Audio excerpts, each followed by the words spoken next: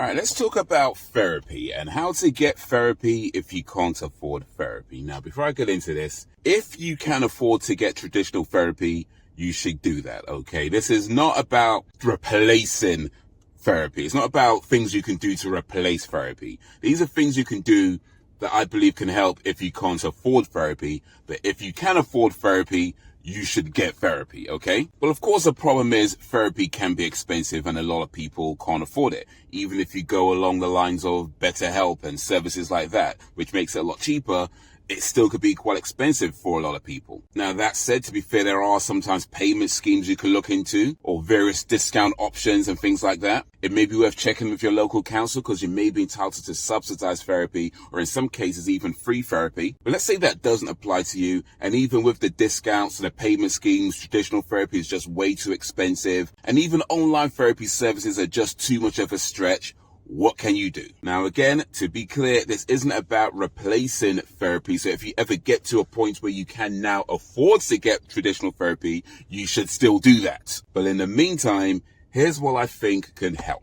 So the first thing you could do is try to figure out the main things in your life that are causing you stress, and then figure out how to reduce those stresses or eliminate them completely. Now, in truth, you're never going to eliminate every single one of your stresses. But certainly anything you're doing that is just unnecessary, is of no real benefit to you, is not taking you down a path you want to go down, those are the things you can probably do without. And even certain people in your life, you might need to limit your contact with them. Because one thing I've learned over the years is that there are people out there who are far better at being negative than you are at being positive. And no matter what you do and what you try, they're just going to bring you and everyone else around them down. But the good news is, people like that you do not need in your life. You don't need to hang around with them. You don't need to try and be friends with them. If it's somebody at your job or whatever, just say hello and keep it moving. Matter of fact, sometimes don't even say hello, just keep it moving. But the point is, figure out what or who is causing you stress and either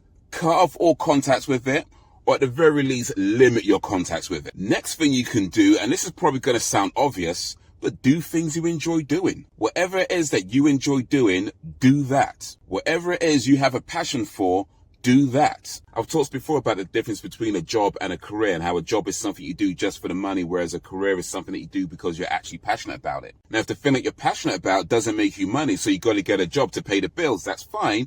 But make sure you are making time for the things that you actually care about. Make sure you are making time for the people that you actually care about. And that might mean reducing your hours at work. That might mean changing jobs. It might even mean having less money. And less money, of course, means that you're not going to be able to maintain a lifestyle that you're used to. But if your current lifestyle is causing you stress, maybe you need a different lifestyle. And then the last thing I'm going to say is, talk to somebody. More specifically, somebody you can trust. Don't just talk to anybody. Don't just find some random person on the street and start talking to them about all your problems. No, talk to somebody you can trust. That could be someone in your family. That could be your boyfriend, girlfriend, husband, wife, your best friend of many years, or even your best friend of the last 2 weeks if you can trust them. That could be your barber, your nail technician, could be your priest, your imam, your rabbi. Whoever it is, it needs to be somebody you can trust. But what's very important is that you do not trauma dump. Because this is somebody who most likely wants to help you, but bottom line is they are not a trained therapist. So do not trauma dump. What I mean by that is don't just lay every single one of your problems down in one go. It's not fair on them. You could potentially just end up ruining someone else's day. So if you are going to talk to a trusted person,